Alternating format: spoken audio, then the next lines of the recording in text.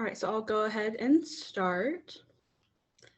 So as you can see from the title of our presentation, we will be talking about understanding the impact of parental incarceration, specifically the effects that trauma have on the children of incarcerated individuals. So to start off, I just want to introduce you guys to the concept of how trauma may be affecting these children.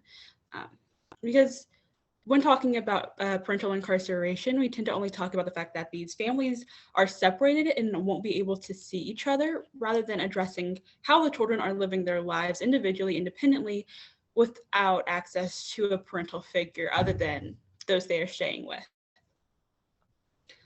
So as you can see from our top source statistic, between 1991 and mid-2007, the number of parents of minor children held in the nation's prisons increased by 79%. Part of this comes from the lasting effect of the war on drugs, because we did have a massive prison boom in the United States beginning in the 1970s. However, those are primarily drug-related charges, and moving forward, as more things were implemented regarding drugs, and how high prison sentences were, the number of parents just continued to grow that were incarcerated. Now, how this may be affecting children is that because they are lacking a parental unit in the school, they have a higher risk of school failure, they have poor self-esteem, they are internalizing these issues rather than having someone to talk them out with, they may be experiencing antisocial and delinquent behavior, and they could end up being incarcerated themselves later in life. And then my bottom little quote is, the incarceration of a parent and any associated criminal activity in the home has been conceptualized as an adverse childhood experience, which is a traumatic experience that serves as a pathway for social, emotional, and cognitive neurodevelopmental impairments. Whether it is titled as trauma or not, the effects of a parental incarceration are lasting to the lives of children that must learn to navigate the world without a parent watching over their shoulders. And we see this in the way that they navigate the world. So because, as previously stated, they may show antisocial or delinquent behavior, they are merely thought of as antisocial delinquents rather than being able to get the necessary help they need. They are sort of outcasted from society, much like how their parents will be once they come out of prison, if they ever had that experience to do so. Now, throughout our presentation, you'll get to see sort of the different aspects and areas that this trauma can affect them, whether that is in the school field, whether that is emotional trauma, sort of physical trauma, anything that sort of affects their lives in a way that is detrimental to their development as they grow up and become adults themselves. So now I'm passing this on to Ariel.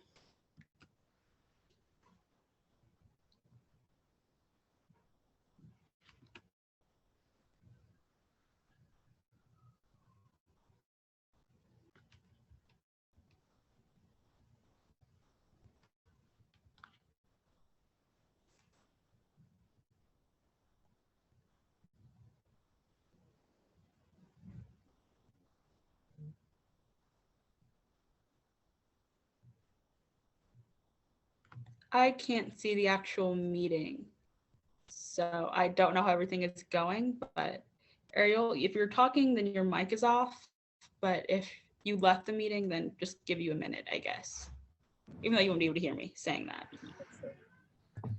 Hi, I'm sorry. Oh, you're good. I'm here now. Apologize for that. Sorry about that. All right, so this, give me just 1 second. So my slide was about child welfare, which is essentially talking about the safety, permanence, and well-being of children. And so what I was looking at here was an article done by childwelfare.gov website, and it was talking about how in 2018, more than 5 million children experienced parental incarceration. And so most of those children were able to remain home, but that's still significant. Sorry, I'm jumping ahead. States with high incarceration rates have subsequently seen higher foster care cases. So while most were able to remain at home, of several of those 5 million children, a lot of them had to go into foster care because both of their parents weren't able to remain home. And to that end, while 80% of fathers whose children were with their mothers when they went to prison, 37% of incarcerated mothers reported that their children were living with their fathers. So most of the parents who went to prison were able to go knowing that their children were with their mothers, but only 37% of incarcerated mothers were able to report that their children were with a parent at home. So this points to the disparity between mothers and fathers with regard to who's at home and who the children can stay with, which is why a lot of times when a mother went to prison and was incarcerated, the child had to go to foster care. And then the other data point at the bottom shows that 11.5% of Black children have experienced parental incarceration, which is double that of white children. So all of this highlights the struggles that children experience when their parents are incarcerated, but it also shows how heavily impacted mothers and Black children specifically are as a result of mass incarceration. So I apologize for taking a second there, but that should be it.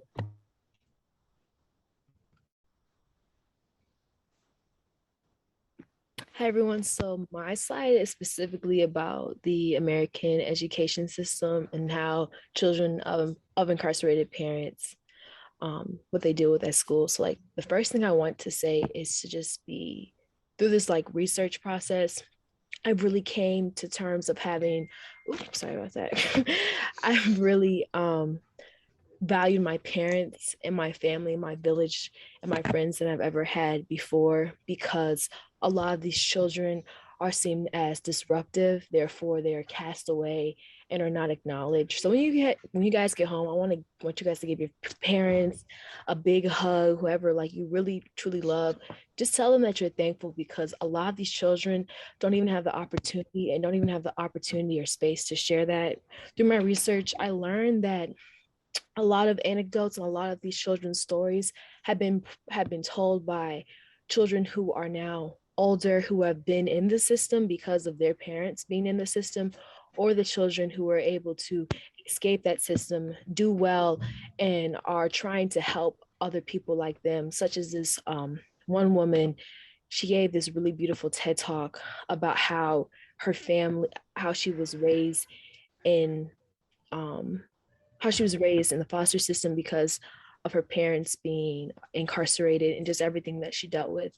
So in the American education system in particular, there's a lack of support for these children for mental health, being acknowledging them in that regard, and having programs and not adapting curriculum to children who have parents who are incarcerated, because children are not seen in this, at least in the American education system, as something that would hinder their educational process.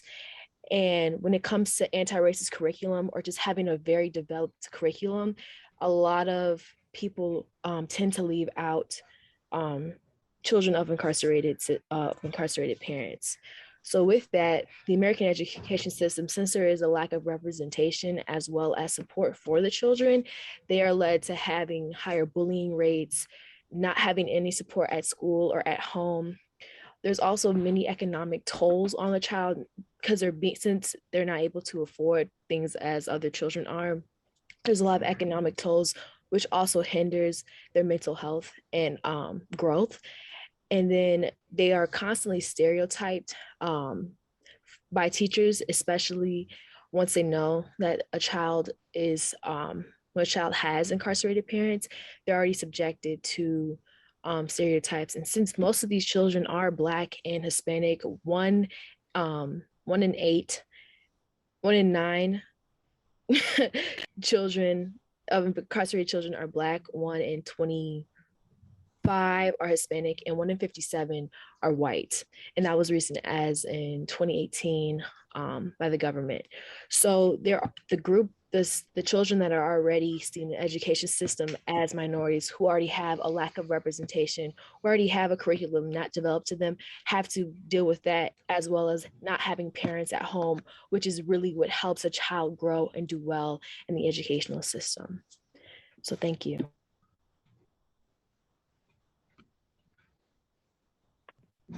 Okay, so this slide is about children with incarcerated parents being put more at risk to health conditions than their peers. In the United States, children of incarcerated parents are put into an extremely vulnerable position and are more susceptible to suffer from behavioral, physical, and mental health conditions than their peers.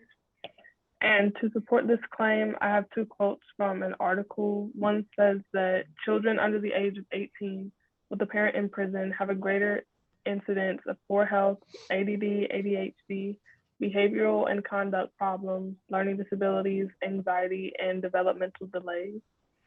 And the other quote says that in particular, children with an incarcerated parent were more than 3 times more likely to have behavioral problems or depression than similar children without an imprisoned parent, and at least twice as likely to suffer from learning disabilities, ADD, ADHD, and anxiety. And I also found a study that was done by the University of Minnesota Medical School, and they discovered that young adults who had a parent incarcerated during their childhood years were more likely to avoid necessary routine healthcare checkups, smoke cigarettes, engage in risky sexual behaviors, abuse alcohol, prescription, and illicit drugs in their future. And the study also discussed how there is a greater presence of Black children with incarcerated parents. And also, they dove further into how the incarceration of parents can influence the health behaviors of children and follow them into adulthood, which I thought was contributing to the issue of mass incarceration, because these children are using negative things like alcohol and drugs to cope with an incarcerated parent, and that is ultimately putting them at a risk to become incarcerated themselves.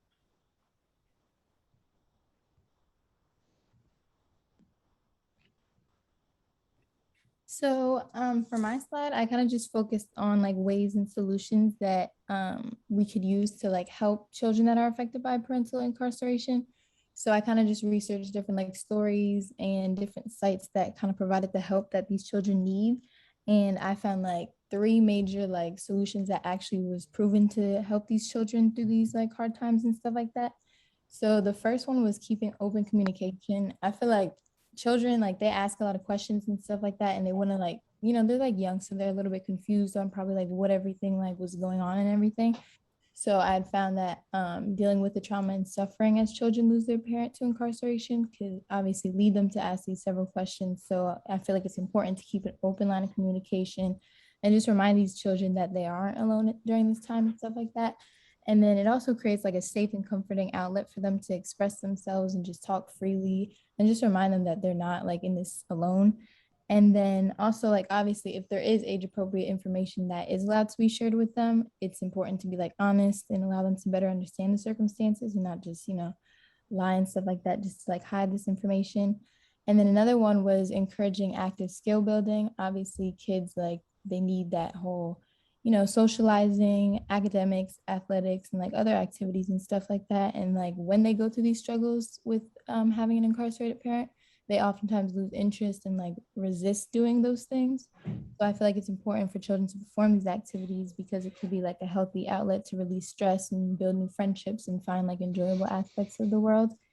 And then lastly, I just kind of listed some programs that have been built to help these children in times of need. So there's programs called Angel Tree Program, the Sesame Workshop, Skip Incorporated, assisting families of inmates, children of inmates, Our Children, Forever Family. And then there's so many more that luckily have been created for this specific issue and stuff like that. And I just feel like these programs are very important and useful for these children because they provide the support and assistance that they need to adapt to such unfortunate events. So yeah, that's basically what I found on how anybody and just programs can help these children during these hard times. All right, and our final slide is a works cited page, so that will conclude our presentation. Thank you guys so much.